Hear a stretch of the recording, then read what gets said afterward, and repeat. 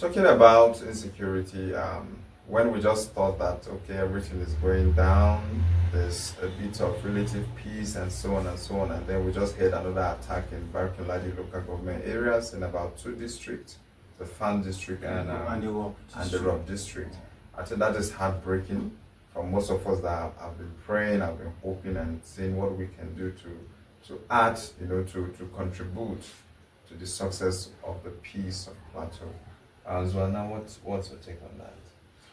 Well, it's a sad deal for us.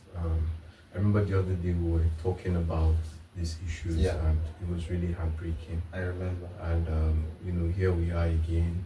We're noticing that we have these things happening here and there without, the required publicity for people to know that this is what is going on. Although I must say I'm not surprised, because especially for the Ghana Rock, it's Ghana Rock, right? Yes. Ghana Rock has been a hotbed. I remember I walked there some years back.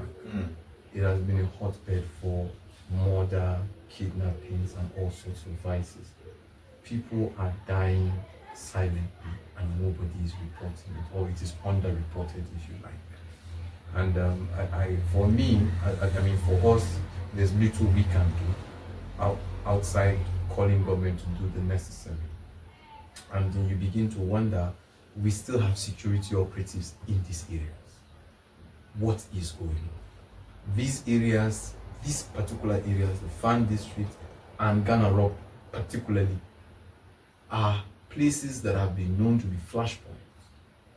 So again, I ask the question, why is it that we cannot put security in flashpoints? Or is it that there is an arrangement between security and these people carrying out these acts to just, allow them to continue to operate without any form of, repercussions for their actions? It is really sad. And my heart goes out to those who lost their lives, and I console with the families of the bereaved, those who are bereaved rather. And I hope that we don't get to hear these things happening again. It shows, that we still have not gotten it right. If in the same areas you still have attacks, Ghana Rock is on the way to Bokos. Yeah. It's on the way to Bokos. And I don't want to begin to tell you the stories I've heard when I was walking there. In fact, at a point in time, we were scared of even going there. We had to be walking. We would take a bus from here, just we go there. Once it's 5, we start coming back, because you don't want darkness to meet you there. Otherwise, you would not be able to live to tell the story. So I think that government needs to be proactive. We've said this, and I wonder what's taking government so long to ensure that these things don't happen again. Simon, really in the voice of many, what is going on? Really, this is a question that should go to the security people, because we haven't grieved over what has happened in Bassa. What happened in Bassa, like over 50 people still died, fresh. 50 people died, and just some weeks ago we discussed about this issue, and it's unfortunate that we are still hearing some attacks around the states. And what I think, for me, the takeaway is now is that it seems attention and publicity are being given to this attack based on the numbers of people who lost. Just died, yeah. And this is very uncalled for. Before the incident of Bassa took place, the major incident of Bassa, that same week there have been issues of killing 2, 4, but it was not reported. Even the government did not even acknowledge the fact that these things happen.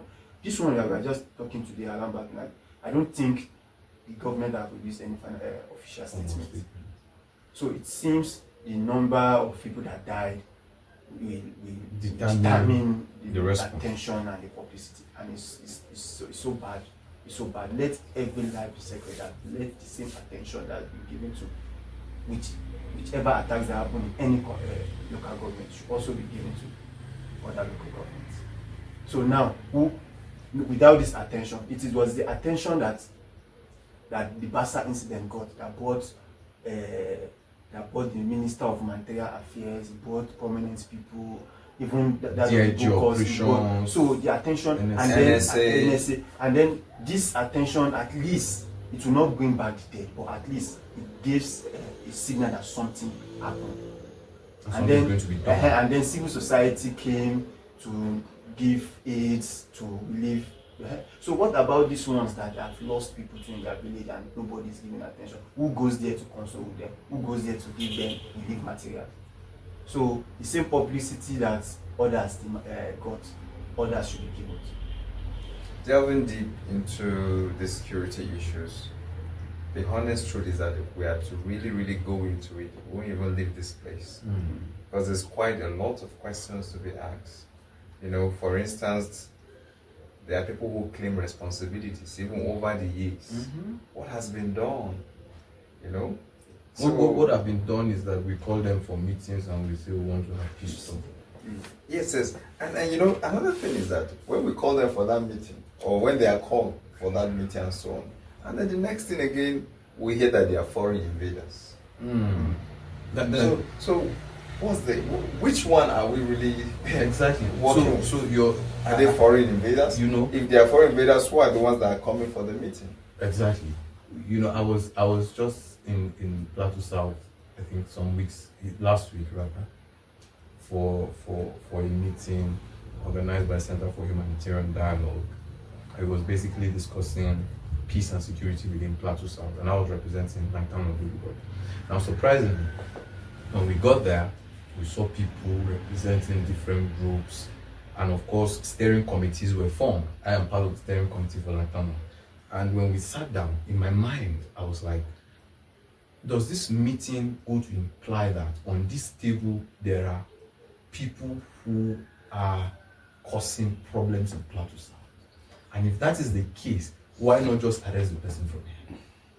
You know, question. I was thinking that deep within. Of course, we had a job, develop a plan, write a report, and all that. But I couldn't help but continue to carry that in my mind. Like, okay, are you saying, because people were giving reasons why certain things were happening. This one will say, oh, they've killed a cow here, they did this, oh, they stole a bike, they did it.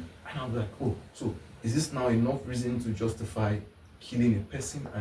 And so what is security doing? Mind you, we had the DPOs of every local government from Plateau South present. So I am like, why? So what is going on? And you know, our recommendations from the last time we talked about it is still valid. Yeah. Those recommendations To what extent are still valid. Have we been able to say who is going to take responsibility for the security of this area? In Dorua Babuji, in the same back in Ladi, they had issues like that. They had people killing people. Some people come from outside, stir crises, incite people to go and commit crimes. And at the end of the day, by the time they sat down, settlers sat down with natives and they said, look, we know this is happening. This is the true situation. Let us form a local security outfit that is going to oversee this thing. Now you'll be surprised. In the Babuji, I went there for project work actually on this community policing thing. And on one side you had a Christian community, on the other side you had a Muslim community. But they had to form a joint, sort of security outfit. Yeah. And today, you cannot hear of those kind of crises that was happening 5 years ago in the rural community, because there had been attempts, like efforts towards ensuring that these things don't happen. And people there are particular people who were taking responsibility. Yeah. Within the community, they have taken the leaders into their hands. Of the community take responsibility. Yeah. And once anything happens, yeah, they call you, the leader. What is going on here? If you cannot explain for us, we will make sure that we deal with you as well as those people who are doing it. So everybody had to make sure that they bring their hands on deck to stop the crisis. To make sure that even if there's problem, it is not emanating from within. Exactly. So what is going on? What is going on in places like Rob that we're talking about? What is going on in Bassa? What is going on in Fan? You know, you begin, what is it? It's not just about calling people, sitting on a table, discussing, giving compensation. These things happen again, you do the same thing. What exactly are we doing? Then tomorrow you say the attackers don't speak Nigerian language. And yet when you want to call for peace, you are calling Nigerians to come and discuss it. So you are in one breath admitting that those who are carrying out these attacks are not from these communities. And in another breath, you are saying the people in the community are responsible for the crisis and the attacks. So that confusion alone is reasoned enough to see that nothing changes. So but when we begin to see things for what they are, the people doing this are from within us. Who is going to be held accountable when something happens? So when there are, clear-cut principles to show, look, if this thing happens in your community, will hold you. People will take responsibility. And we have to, the time to have done that was 10 years ago. And still we're dragging feet. So for some of us, we are concerned. However, we will not stop talking, we will not stop calling government's attention to these issues.